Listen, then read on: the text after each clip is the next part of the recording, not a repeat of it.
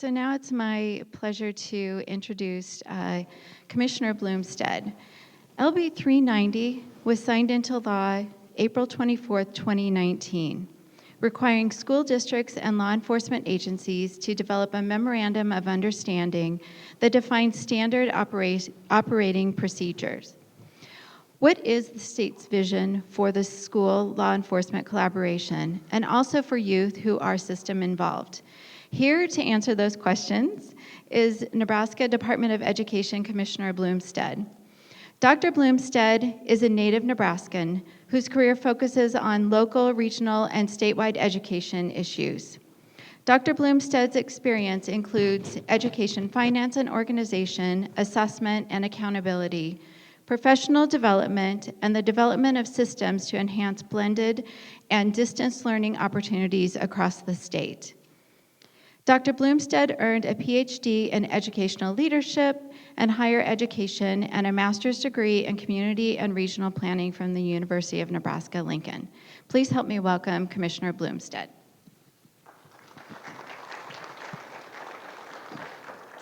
Well, thank you, Deb, and it really is an honor to be here and to actually speak to live people, or at least some live people.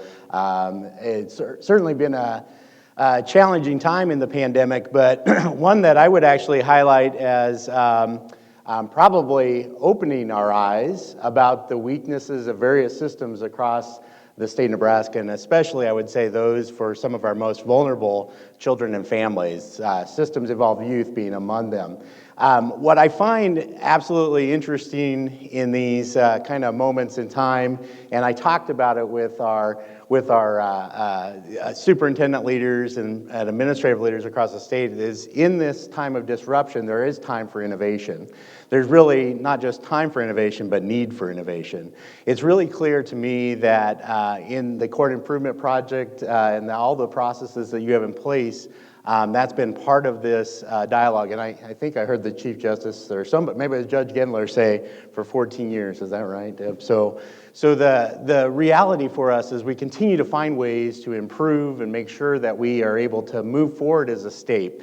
Now, I got to tell you a little bit about my history, where I guess come from, and really what my perspectives are on this before I even dive into the kind of the meat of what we want as a state. First of all, I grew up in Nebraska, the southwest corner of the state, a small little community, Palisade, if you're familiar with that. Somewhat maybe in a bubble to a certain extent. I grew up at a moment in time where it seemed like everything was going pretty well, and really seemed, one of those things where troubles were in other places or things along those lines. Yet, I'm the second oldest of 9 kids, right? And so I watched that actually transition and change over the years. I saw things that started to be concerning, I think, even as I was growing up. I'll call it in the neighborhood. And the reality really started to strike that not every kid had the support systems that they need. Now, I'm going to tell you, I didn't grow up with a heck of a lot of resources. My dad and mom were married at 18 and 19, but they were intentional about making sure that we could grow up in a setting that we at least felt like we're supported and moving forward together as a family. But I had friends that didn't necessarily always feel that way. I certainly could see that, but I thought, well, we all have it rough, is kind of what I thought. As I moved on, and I always love my introduction or the intro. I don't really love it, actually. No one loves their introduction. But as they start talking about, your different paths. Well, I've spoken in this room a few times. Of course, this used to be State Fair as well. So I have all these histories and thoughts about this place. But Nebraska is this place. I joked before that I graduated from a Big 8 university, a Big 12 university, and a Big 10 university. I don't joke. Actually, I did graduate for all 3, but right here in Lincoln.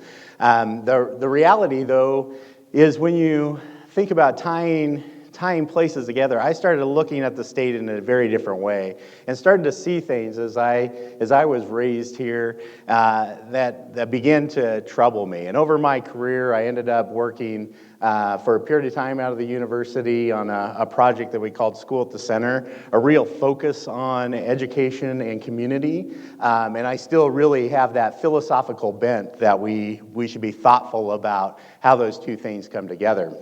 But even over that time, you could see that there were struggles, and there were certainly economic struggles and community struggles, and working all across the state, you would see the types of challenges that I think students and families were facing. And again, I thought, well, this is an interesting moment in time, and how do I fit into those sets of solutions? I continued to work on education policy. I ended up working at the Capitol, actually for Senator Rakes, as a research analyst underneath the Education Committee, and it was a wonderful 2 years, crazy 2 years of time thinking about education policy in many different ways.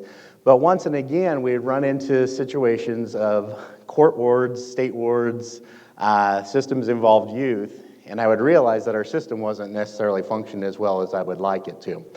We continue to do that, and I continue to have those moments. I left from the Capitol to go work for educational service units across the state. And at that point in time, I think I started to engage with a committee that was considered our out-of-home placement committee, I think that was the right title at the time, but with a lot of different folks, and I heard even more stories. And this was, now 14, 15 years ago, probably about the same time that CIP was being invented. And I realized that the education system, the importance of the education system in these moments was absolutely critical. And we started to talk about the importance of sharing data between and among various actors to understand that we shouldn't be losing students in this journey that they might be on. In fact, I really saw that there was a struggle of understanding how to do that, and I was a bit of a data geek, I'll say, to a certain extent. But more than anything else, I'm always concerned when the system doesn't really seem to work the way that I think it ought to. And so I spend a lot of time thinking about these things and wondering about these things. And, fast forward a few years and I'm Commissioner of Education, and I come up with one line with my staff when we're looking at achievement gaps by race and ethnicity and by poverty. And I said something to the effect of, I'm really tired of admiring the problem. And I feel like sometimes that's what we do because the problems seem so big that we can't resolve them ourselves. And so we spend a lot of time going, oh yeah, this is a problem, and this is a problem, and this is a problem. And we end up in this kind of unfortunate environment where we can measure the problem, but we can't somehow turn a corner.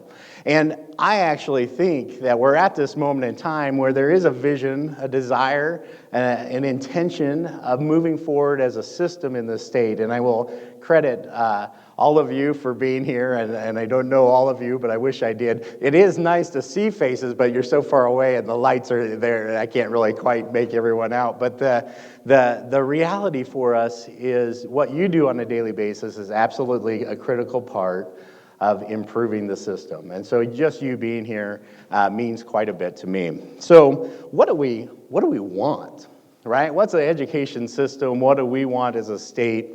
I want to say that LB 390 was somewhat premonition of the work that we actually find ourselves in today for a lot of different reasons. The intersection, obviously, of services for students, law enforcement, school resource officers, schools, all those things coming together and figuring out what we want is part of that critical work. And LB 390 came along, I think it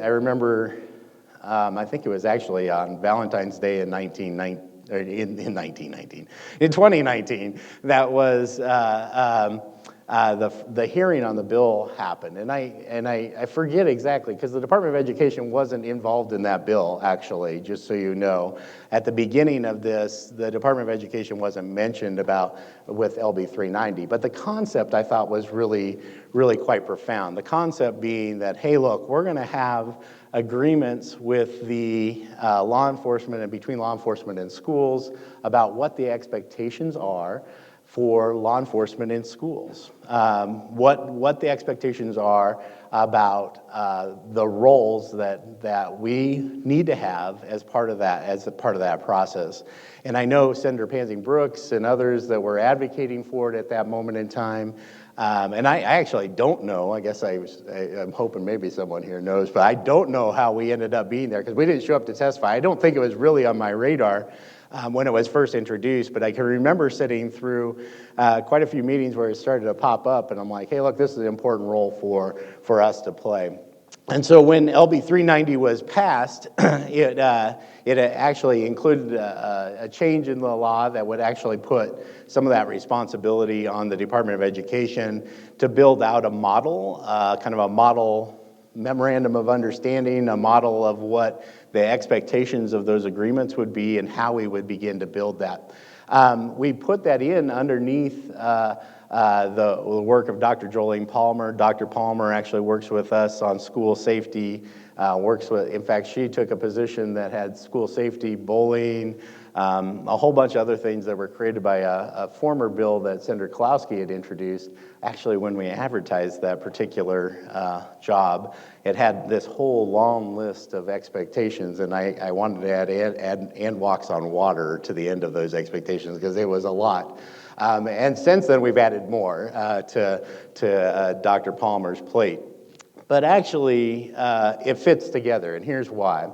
What we want for our students in the state of Nebraska is that they can walk into a system anywhere in that system and understand that all parts of the system are working together to make a real difference for our students. And so to put a little bit of a face on it, I want to tell you a story, a personal story on my family side of the equation. I have a niece. When I was working for Senator Rakes back in 2008, 9, 10, in that time frame, does anyone remember the safe haven law? I hope that wasn't me. Does anyone remember the safe haven? Yes. So I called it drop your kids off at a hospital law at the time. There was a special session. Anyone recall that? That was in 2010. It was right at the end of Senator Rake's career and right at the end of my time in the legislature. So I continue to go down this path of thinking, well, this is going to be a challenging time. Well, my sister calls me in the middle of that legislative session, who has a 13-year-old daughter that was quite a struggle for her at that moment in time. She says, I can get no help in dealing with her. I call the police, I call the school. She wouldn't go to school. She'd become involved in a lot of different things that were quite detrimental to her. And actually, in that period of time I think her mom had to call the police 7, 8 different times on her, and eventually she was taken from her, not taken from her, but she had to find a different way. She had 3 other children, a single mom, divorced mom, that had to deal with all the rest.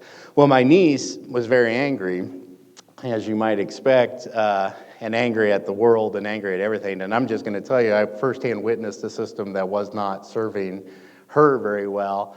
And I think to myself, well, I'm a pretty well-adjusted guy, but at that point in time, I was just approaching 4 kids, I think. I have 5 now, 4 at that point in time.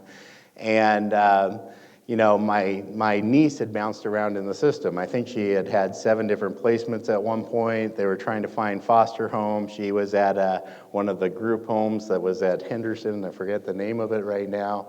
That group home closed in the window of time that she was there, and she kind of had nothing. And I can remember doing interviews talking about doing foster care. I didn't have a house that was big enough to meet the requirements of foster care. This is my niece, right? I couldn't figure out how I could help. We don't have, I mean, my family, I'm sorry, does not have a lot of money, right? Doesn't have a lot of sense of how to do this, but I thought we could certainly figure this stuff out. We couldn't figure it out at all. We struggled. We struggled to think how we could help. I talked to my wife about other ways that we might be able to help. Could not figure it out. And my niece bounced system to system, and at one point ended up going home. At that point in time, she got into another group and was sex trafficked, right? I mean, it kept getting worse and worse and worse, and we couldn't find a way to get her back into kind of a proper setting. Eventually, she ended up in foster care, actually of all crazy things, with an adopted sister of mine, which was not necessarily a great placement, but it turned out in this moment in time that it worked, and my niece has gone on to be married and be employed and do all that, but not because the system served her all that well, not because her uncle served her all that well, but because she had some of that ability to be able to move and maneuver through that system. And then I think, as the person who gave towels, right, there was one counselor at a school that made sure my niece made it through. So you never know when you're that one person in some child's life. You never know what you can do. I can remember driving to Henderson to spend a Saturday afternoon with my niece and just talking about, what do you want for your future? What do you want? What do you want? What do you want?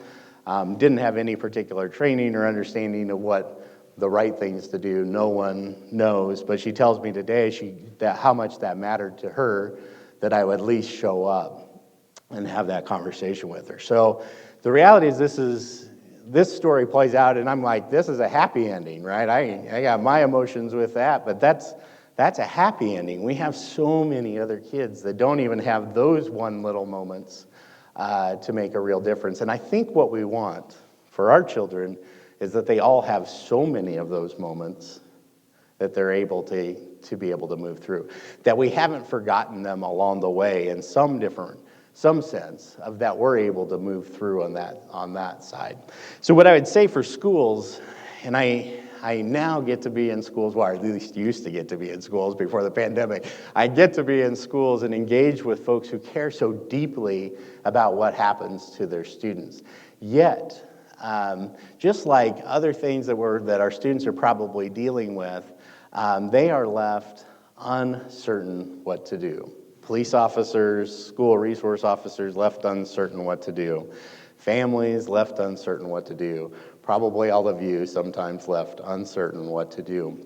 And I think, as Judge Gendler said, it's actually figuring out how we pull all of those different people together, those people who care together, and give them enough of a system that we can coordinate and work together to know where we help. So LB 390 in and of itself is just one piece of a much bigger puzzle, but 390 did something, I think, at a remarkable point in time to start us thinking about the importance of those relationships there, because I was not thinking about the relationships with SROs or police, and now I look at the world today, in the United States today, and say that's why it was thoughtful and appropriate. And I don't know where Lisa Thoreau's at. I can't tell under the mask for sure, but I mean, Lisa's work is so important, I think, in the sense that setting this frame well before we were in a national crisis over the relationship between young people, black people, and police officers.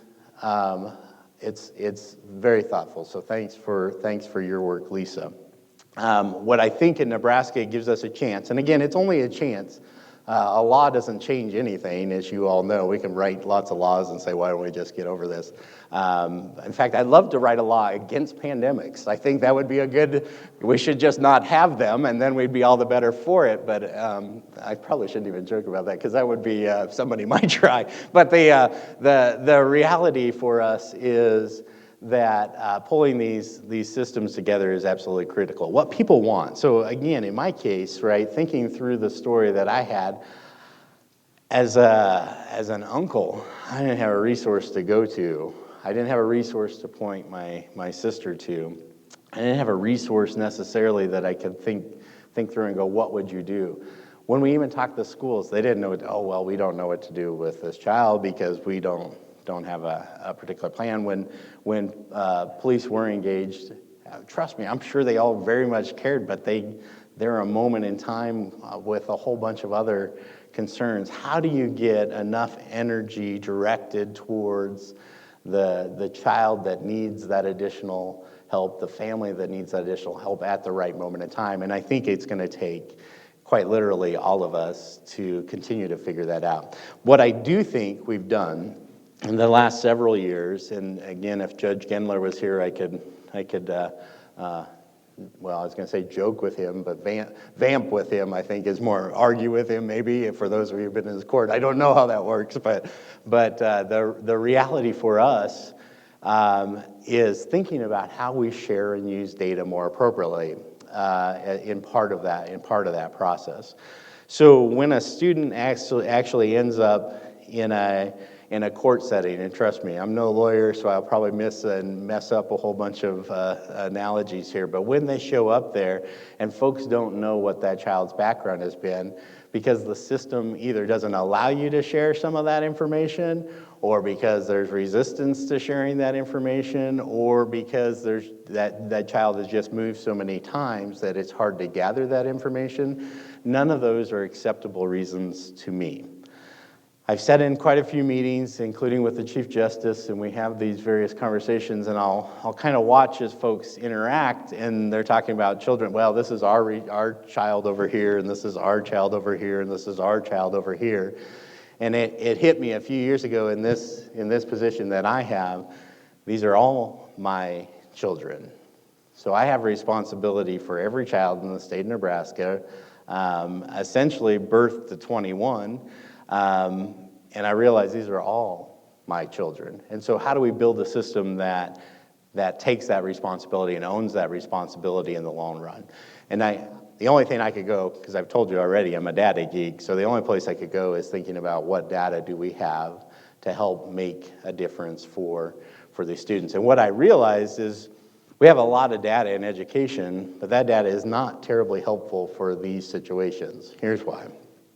Most of our data systems are set up with the intention of understanding what happened at an end of a school year, or perhaps maybe where a child was enrolled at the beginning of a school year. And so we would start a year and ask schools, how many children do you have? And we would end the school year and say, how many did you end with? And that was essentially it. That system's evolved since I've been commissioner. It was evolving before I was commissioner, but it certainly has evolved since. We wanted to be able to know where children were at all of the time in an education system and setting. And so we, over the years, they'd built out a unique student ID, which was the foundation of being able to build a closer to real time, and I'm not going to say real time, but a closer to real time understanding of where students were at and where they needed to be. And we're very, very close to that type of system today. In fact, most of that is in place, at least with our public schools. And actually with our private schools, and also with settings in which our systems involve youth go to. But those two, the system that you may have at the court level, or you may have in Health and Human Services, or you may have other places, there's still work to do. And I want to highlight that I think that's absolutely critical work to do for the students that are facing these types of challenges, in part because what Judge Gendler said. We have to be able to know what made a difference for a given student. The other part of this, and 390 goes into it, it's like, what's your philosophy about how you're going to handle students between a school and law enforcement, between school and other type of security contracts that they may have? You got to have that philosophy. I'm going to tell you, I'm not sure we have that philosophy yet as a state. And I'm going to tell you that's the work that I think that we also need to be doing. So if we can build the data system, which I think we're working on pretty well, I think that's coming together, but we still have to decide how we're going to be able to use that data to make a real difference. And actually, there's an upside and a downside to data, right?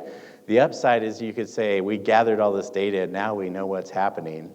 It's the perfect tool for that very line that I use with my staff.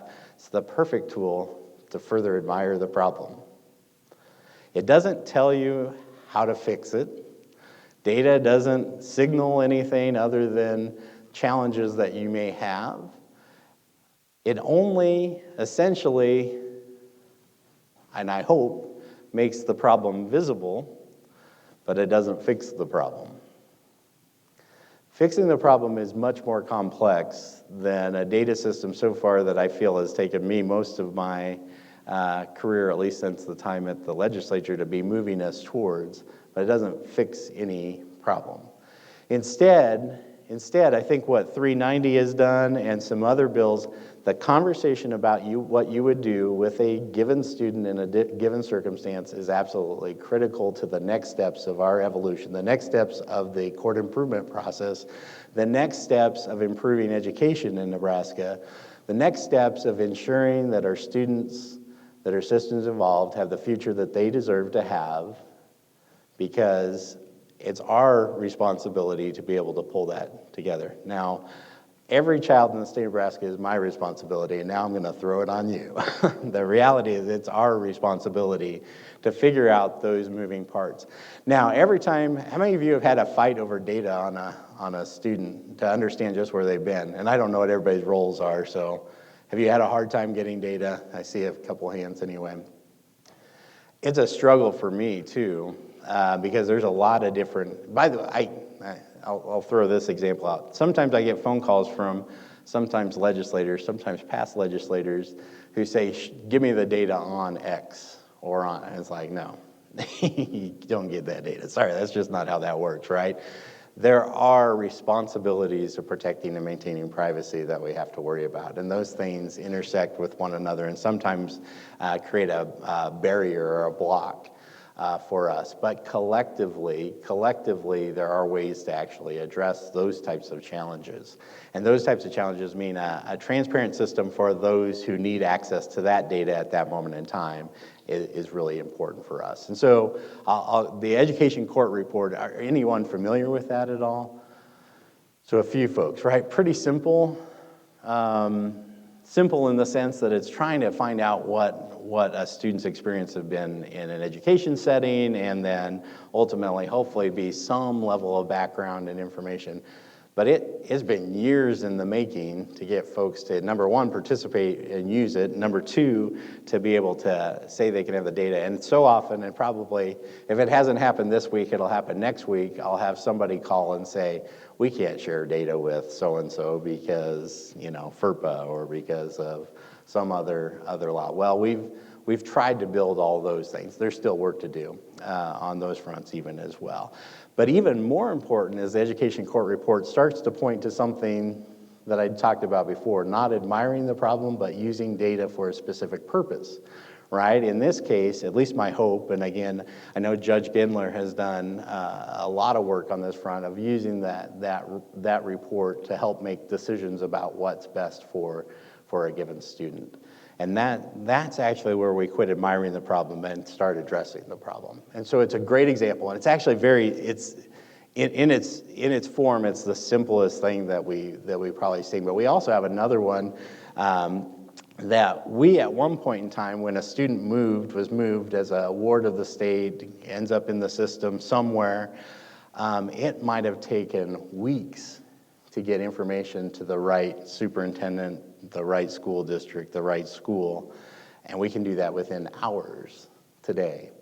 So hours versus days or weeks is substantial. Now, I still have school districts that'll say, well, we don't accept them yet because for whatever reason, they have a policy or something along those lines. So we still have work to do, right?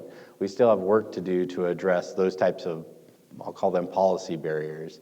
But the intentional philosophy as a state needs to be that whenever a student is in trouble, that there is a whole group of people that are coming around that student to make a particular difference in that student's educational experience. So we continue to do that work. Now, I don't know how much time I really have left. I don't know we're good for a little bit. She gave me more time, I guess. I don't know if that's good or bad. It's bad for you. But the reality, I think, as we continue forward is thinking through what we need to do. So, number one, we have teachers and school officials that I think care deeply about students, right? I mean, there's at least as a whole, I think that's a statement that's true.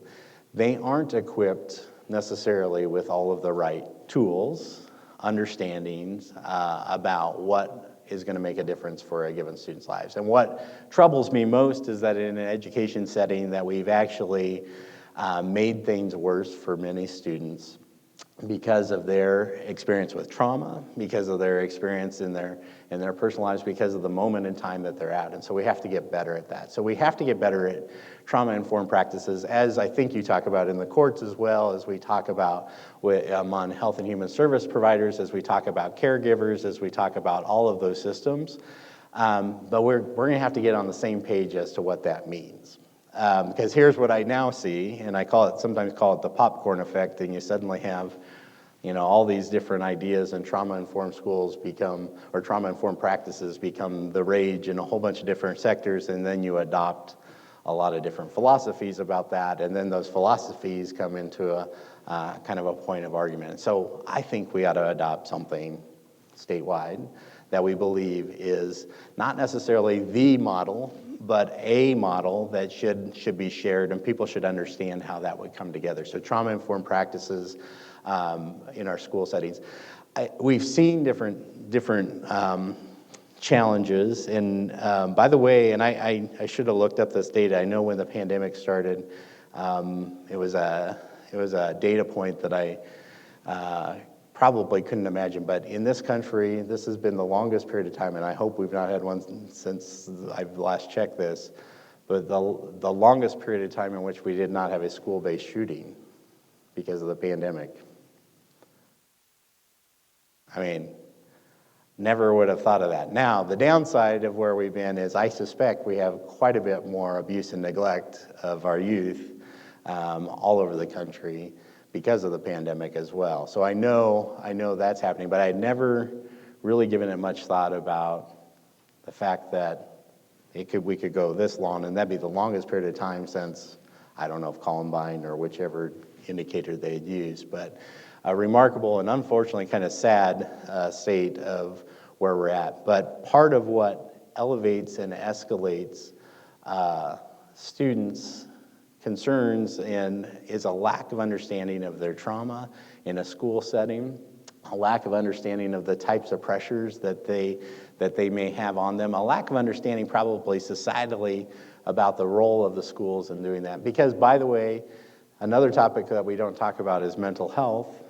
And so in schools, we don't, historically, and I know there's a lot going now, but historically we don't talk about how to address challenges of mental health, and instead you set that child aside or set that family aside sometimes and say, well, that's just that family or this issue. And so you multiply that across a state like Nebraska or a nation like the United States, and you see that we have that challenge. Because again, we haven't necessarily adopted a philosophy on how to address mental health as a system and as a system of education. And so you see things developing, so I'll encourage, I don't know, we've had a couple different grant opportunities in partnership with DHHS and local schools as well. One that's called the AWARE grant, which I think is an acronym, which I could not tell you what that means, but the basic process is, hey, can we build some models that we understand how to best address mental health challenges in our schools? And by the way, with that includes the intersection of work with SROs and others as well, right? So every time we build something, it needs to be part of the rest of the system, and we need to engage with that. The other reality, I think, so we've talked kind of the certainly data and addressing the philosophy at large and trauma and mental health issues. We have to think about the rest of the system and where students fall through cracks. Because even if we do the rest of it, there's probably going to be some kids that the schools can't help, or we couldn't help the family or something, and we have to build that system overall. So statewide, and I should have brought numbers in front of me so I could have just cited them and helped admire the problem together, but at least we could look at, we know that students who enter into The foster care system can get moved multiple times. We know that when they're wards of the state, the responsibilities for education bounce. And so let me explain one problem and see if this helps articulate this. A student that has a special ed need that becomes a ward of the state has the school district where they were first named a ward or gone into foster care was the school district where they resided when that happened. That student could go from, let's say they were in Lincoln and they went to Norfolk and they went to Kearney and they went to, in the foster care system, they moved all around. Every time that student moved in the foster care system, the responsibility for special ed changed. It changed to the district in which they were setting and residing, and it moved around in the system, and so no one was really able to track that. I won't say no one. People try to track that and say, hey, look, here's who's going to be responsible. Well, if that student ends up and then into the YRTC setting, that special ed responsibility is with the original district. Imagine if that original district had not seen or heard from that student for years because they were in the system in other places. That's a broken system. That's a broken system that I hate to say. I studied special ed when I worked for Senator Rakes on some committee that had tons of meetings and talked about those types of problems, and that problem never got addressed because it's not clear who's responsible for special ed in the state of Nebraska for students that end up in that system. You know who I think is responsible? I am. I think, now the law doesn't necessarily support that all the way for me because it says that I'm responsible and then I'm going to tell every school district that they're responsible and then it's going to keep getting passed around. And imagine doing that thousands of times over dozens of years, right? That doesn't make sense. It's a system that actually needs to be fixed. So back to data. I can tell you now where, as we have a data system that's able to tell you where a student's at, I can admire their problem for a while, but I can no longer admire this problem. And this problem needs to be changed, and I believe it's time to pursue legislation that would actually ensure that state special ed funding would come to a centralized location. Department of Education, if they want it somewhere else, that's fine, but I think it belongs with us, and that it ought to be overseen and watched from that level, because too many of our kids that end up in this system, even if they're not special, if they're from a special ed perspective, haven't been identified, but if they have behavioral or mental health challenges, they're most likely eligible for special ed services, and many of our children that end up in this system are left without anyone tracking that responsibility. So I think we have to, and maybe that's a philosophy, maybe that's something else, but we can't be in a position where we continue to admire that problem or that part of the problem. And I'm gonna end on one more point that I want to make, and then do a little bit of a wrap up. The one more point, all these different things tied together, we're on a journey of improvement. What you're doing from the court improvement process. Things are better today because you've done 14 years worth of work to make things better. Things are better, if they're better at the Department of Education, they're better because we got focused on trying to make things better. If things are better at HHS, they're better because someone's focusing on trying to make things better. If they're better in a legislative law perspective, they're better because someone's trying to make things better. If they're better in your practices, they're probably better because you're trying to make things better. It's a people business. It takes people to improve the system. It doesn't take data. It doesn't take a commissioner of education. It takes people working together to improve that system. Now, the legislature, we start to see turnover there. I actually think term limits historically have been a really challenging bad thing for us because you reinvent. I like to say yesterday's bad ideas aren't suddenly today's good ideas. Unfortunately, some of yesterday's bad ideas are mine, so I've changed my philosophy on that. But actually, the reality is that we have things introduced over and over and over again that I consider admiring the problem. What we need is a philosophy that the students that come into our system in the state of Nebraska should be treated better than any other student, because that's what equity is, that we should find ways that we have become all the more intentional about each one of these students' success, and we'll improve the success of the whole state through that work. And we have to continue to get to that point in time. The work that you've done from the court improvement process to the work that we've seen done in all these different areas have to continue to advance and move forward. And that's our work, because it's my responsibility and our responsibility to see that come together. And so thank you for giving me a little bit of a chance. I probably missed some key point I was supposed to mention, Deb, so if I missed something, just, you're welcome to pin me down on it. But I really appreciated the chance to be here, see a few faces in front of me, because that's an unusual circumstance right now. But thanks for what you do. Thanks for caring about the students that you care about. Thanks for caring about the families and the whole system that you work on a daily basis. So been my pleasure to be with you today. Thanks. Do you take questions, or is that part of it? I didn't know for sure. All right. I knew I better end. I was trying to filibuster, so there wouldn't be any questions.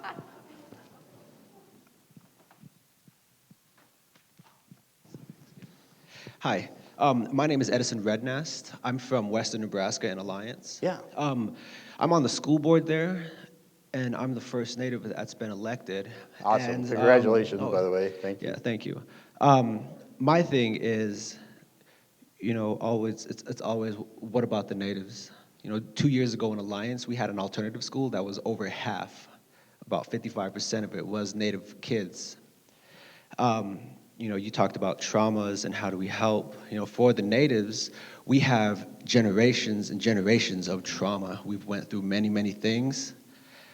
And, what I think would help our kids, not just in Western Nebraska, but here on this side of the state, would be an indigenous people's curriculum. Mm-hmm. We've been allowed to go into the schools there, Gordon, Shatter, Alliance, Scottsbluff, to teach these things, but always after school, always when we're done with what we have to do. You can come in and teach.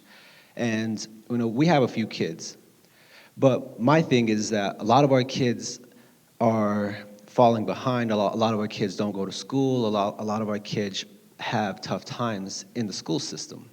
And that's because there's zero inclusion. There's zero anything. There's 2 chapters of Native American history in their history books, and then nothing else.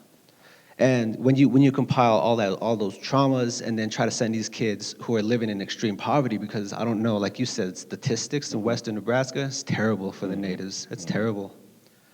When you have all of that and then expect these kids to do well in school with no inclusion, with nothing going for them, or nothing in the school going for them, how are they expected to thrive? And I'm not talking about let's teach, the real true history of what happened, because you can't do that. And my idea is to start them from when they're into the school system. Teach them the histories, teach them things. And like I said, you can't teach them everything, because you can't teach a group of first and second graders true history that happened to us. Our babies being stomped, so soldiers can save bullets. Playing target practice with kids who are running away after there's just been a massacre. You can't teach that stuff to little kids. But you can teach them histories, real histories of Natives in the area. And for the Natives, that's something that if they were hit with that from the very beginning, the culture, the ideas, the ideology and how things are supposed to be within the school system, they're going to be more apt to be a part of that school. They're going to feel more welcome. They're going to feel safe. But like I said, right now, there's nothing except for things that are happening after school. Mm-hmm. But these things need to be happening in school, a part of the curriculum, so that not just the Native kids can learn, but other kids can be a part of this class and learn this stuff. And I don't know if this stuff is happening here on the western end, because I'm not here very much, but this is something that is very much needed. I don't know how we get this going, if we have to go through the legislative process, or if that's something that you can authorize right here and now. Yes. There we go. That's what I'm saying. I'm talking to the right guy here. Yeah. But that is something that is desperately needed on the west side, especially here too, because I would imagine the statistics to be the same for the Native population across the state, no matter where we're from. Now, first of all, give him a round of applause, because it's amazing. Edison, right? Yes. So you make amazing points, and actually you're getting to root cause types of issues, right? And I didn't quite get there in my in my conversation, but the root cause issues of engagement with students about things that matter to them. And then when you talk about ignoring the history of what's happened in the Plain States with Native American populations in schools, and by the way, when we write standards for social studies, it gets a little track of that, and yet I ask my kids all the time, whose ground are you standing on? So I appreciate the recognitions that were given here. Whose ground are we on? What's that mean, right? And we've been doing a lot of work with the Santee community and Santee community schools. Steve Moose is their board president, probably a gentleman about my age, right? Grew up there, very proud of this school. And what we've done a disservice to and continue to have to figure out is getting to that very point that you're talking about. How do you teach the history in such a fashion?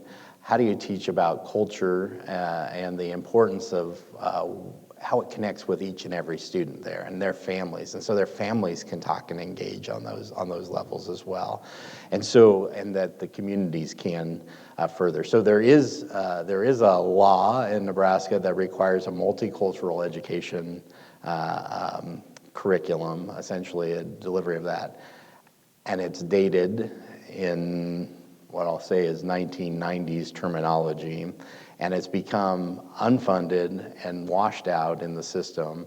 And it's actually one of the key things that we're asking for from the Department of Education, to actually find some investment in that and move forward.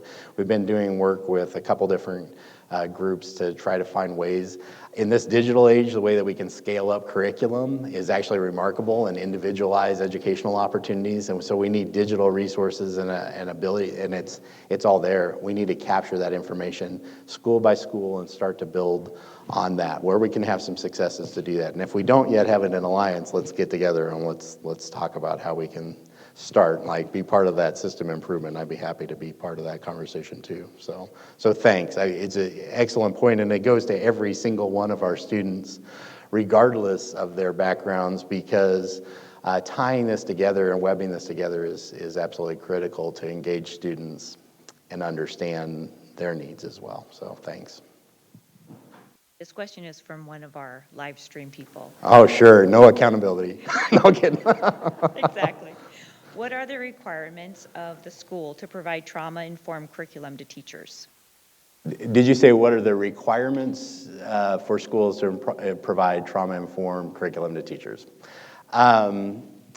That's an interesting one. I don't know that there are requirements that they do trauma-informed, and here's one thing where I think we're going to have to do an ever-improving, and it actually goes to Edison's point as well, ever-improving ability to understand those issues. We've worked with an equity center. It's a national equity center to actually review our standards as part of that process, and there's so much to be done. But I do think the point about encouraging schools to actually be able to do that work in their own curriculum review has to be part of that conversation as well. I don't think we have a requirement. I don't have anybody that can tell me here from the department. I don't think so. So I'm on my own, and I don't think we have a requirement per se, but it is a practice that we've I guess explored and want to continue to explore on how we do that and how we do that well.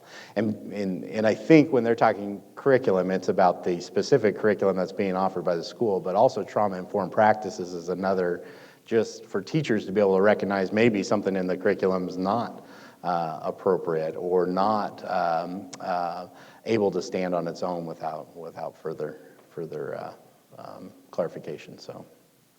Commissioner, yes. We have one more question, and then we'll let you off the hook. First of all, this person said, thank you for lifting up the issue of admiring the problem. Can you share any promising theories, common language that communities can use that would elicit the engagement of schools in the prevention efforts happening across the state for youth and families who are system involved? Yeah, and so I'm trying to think on the promising practices side of the equation, because I think that's the root of that question, right? I mean, what are the promising practices or terms? So one thing that we've tried to do, and I did it over the last couple of years, I was really distraught over the use of racial slurs and other things that I saw start surfacing, I became aware of. I know they surface, but they became pretty prominent, and we started to talk about human dignity. And I think it applies for us to think about, and I've got statements on it, so I can share those with you, and so you can have those and share with the group. But the importance of human dignity goes to all of these other things. And so when you understand that a child that's going in the system has had, just going in the system itself, ignoring the rest of the trauma that created that scenario, there's trauma in that part of it as well. And so the notion of human dignity, I think, kind of goes down to my gut, my heart level of about how to describe what a student's going through. If we're going to be intentional, everybody wants to lay out like a 5-point plan and this is going to fix this kid. Well, it doesn't work that way. What it goes down to is try to find ways that we respect every child at a human level. And I don't know that that's always the case in communities and other ways. And they say, oh, this kid was here. And I see it in my own community, this kid was here and then gone. And I'm always thinking, what happened? I don't know what happened. And part of that's privacy, but part of that is we're going to have to figure out a way to engage people in the conversation around human dignity. Thank you. I'm off the hook now. You're All off right. the hook now. Thank All you right. so much Thank for you. your time. Thanks, Can everyone. everyone give them a round of applause, please?